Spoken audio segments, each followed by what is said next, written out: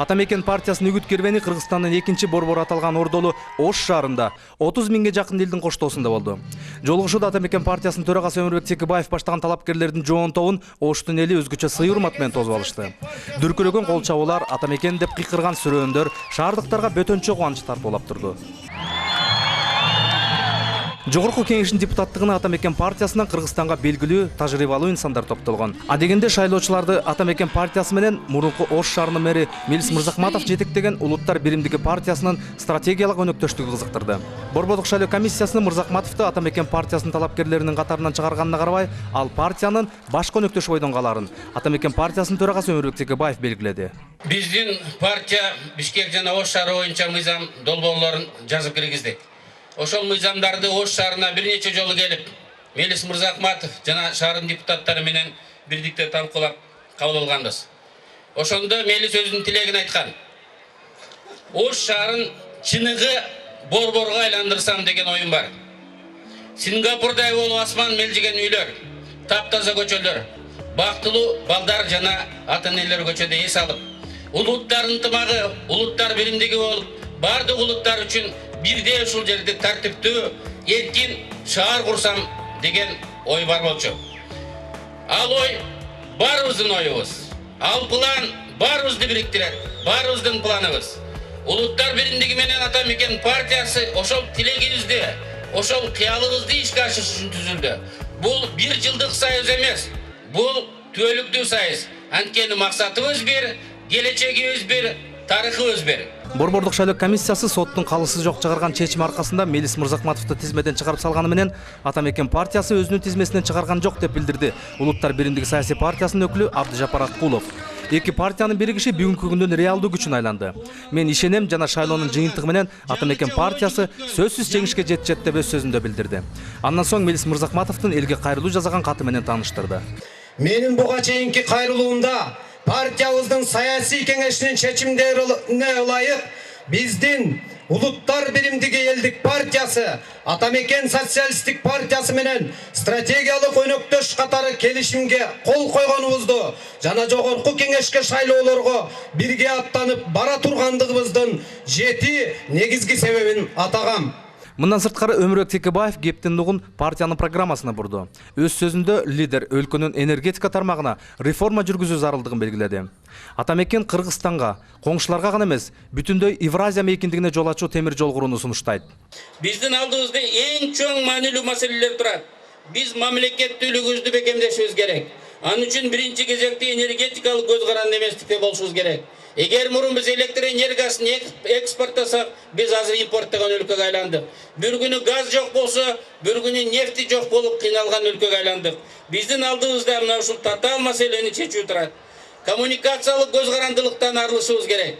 Бул жагыбыз Тажикстан жабылса, Өзбекстан жабылса, тоон аралап өтүп, түндүк Бишкек аркылуу түндүккө гана каттап калдык. Ал эми биз темир жол куруп, Үч океанга, Инд океанына, Тынч океанга жана Атлантика океанга чыгып, коңшу мамлекеттер менен биринчи кезекте Өзбекстан, Тажикстан менен мамилелерди оңдоп, чек арабызды төрт тарапка тең ачышыбыз керек. Медеткан Шеримкуловдун Атамекен партиясынын катарында турганы символикалык көрүнүш. Мындай легендарлуу адам менен сыймыктанса болот. Башка партияларда мындай аксакал, кыргыз тарыхына чыйыр жол салган адамдар жок. Медеткан Шеримкулов Кыргыз Республикасынын көз карандысыздыгына жетишине эбегейсиз салым кошкон.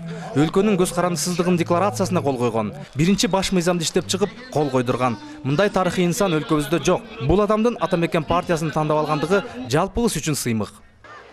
Ошол Ош шаарын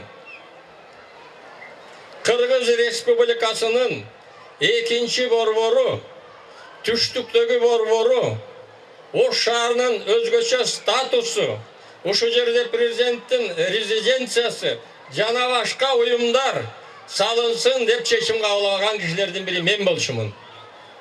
Ошол статусуңар кут болсун айланайындар. Улуттар биримдигинин башында турган жаш жигит Мелис Мырзахматов менимче ушул шайлоонун алдында шайлоого катышыш үчүн эң бир туура партияны тандап, ошол партия менен бирге шайлоого бара жатат. Ишенем, келе жатқан шайлоодо Атамекен партиясы менен Улуттар биримдигинин партиясы, Атамекен партиясынын лидери Өмүрбек Ширкеш Текебаев менен Мелис Мырзакматовдун аркасынан ээрчиген партиялаштары, колдогон эл, электорат ушул партия үчүн добуш берип, келе жаткан 4-октябрда Атамекен партиясы эң алдыңкы партиянын бири болуп орун ээлейт деп ойлойм, эсептейм жана ошого ишенем. Ош шаары Фергана өрөөнүндөгү эң байыркы шаар экендиги талашсыз. Атамекен партиясынан талапкер Каныбек Иманалиев байыркы шаарды байырлаган элге кайрылып, азыр бардык нерсе сатыларын айтып, бирок намыс сатылбайт деди. Мындан сырткары эл өкүлү Ош шаарын өнүктүрүү жөнүндөгү мыйзам долборуна токтолду. Азыр эле айтышты, Мелис Мырзакматовду кагаздан чийип салыптыр деп. Бирок Мелис Мырзакматовду элдин жүрөгүнөн, силердин жүрөгүңөрдөн ким чийе алат? Эч ким, эч качан. Мелисти 3 жыл мурун оштуктар эле тааныч эле. Мэр катары. Азыр бүт Кыргызстан тааныйт, эр катары.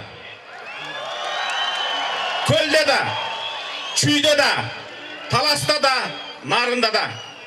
Өмүрбек Текебаев айтып кетти, Атамекен партиясы даярдап жаткан Ош шаары боюнча мыйзам жөнүндө. Ошого дагы мен авторлошмун. Анда 3 максат бар. Биринчиси, мен кыргызмын деп төрөлгөн бала өмүрү өткөнчө жок дегенде бир жолу Сулайман тоого келип, сыйынып, зиярат кылып кеш керек.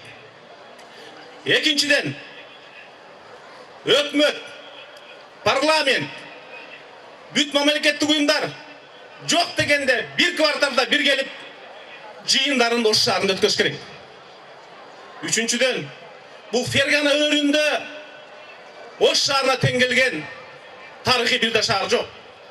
Ош Кыргызстандын гана борбору болбой, Ош Фергана өрөөнүндөгү достуктун, эл аралык форумдардын, эл аралык кинофестивалдардын, эл аралык жолугушуулардын саясий борбору болуш керек.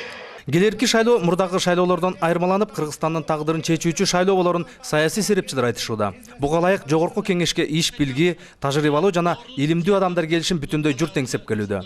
Чогулгандар атамекенчилердин платформасы менен таанышып, Кыргызстандын экономикалык өнүгүшүн, саясий стабилдүүлүктү камсыз кылуучу жалгыз партия Атамекен экендигине ынанышты.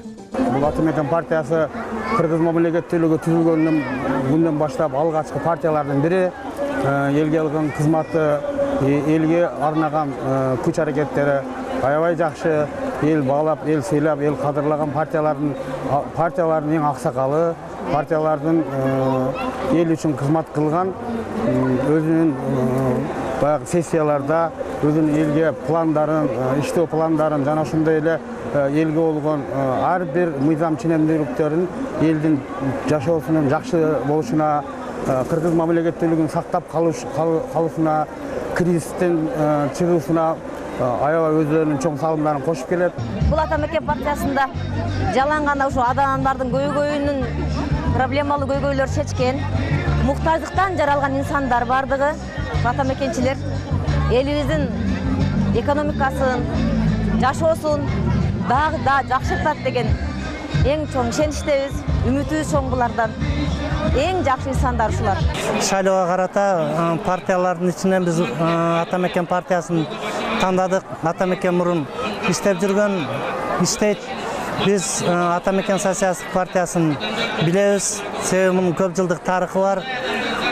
Мына азыр эле көрүп жатасыздар. Улуу урматтуу Текебаев Өмүрбек Чиркешович дагы мунун лидери. Biz Atameken'de gana şaylayız, Atameken'e işenemiz, Kırgızistan'da aldığa жылдырат деп işenemiz.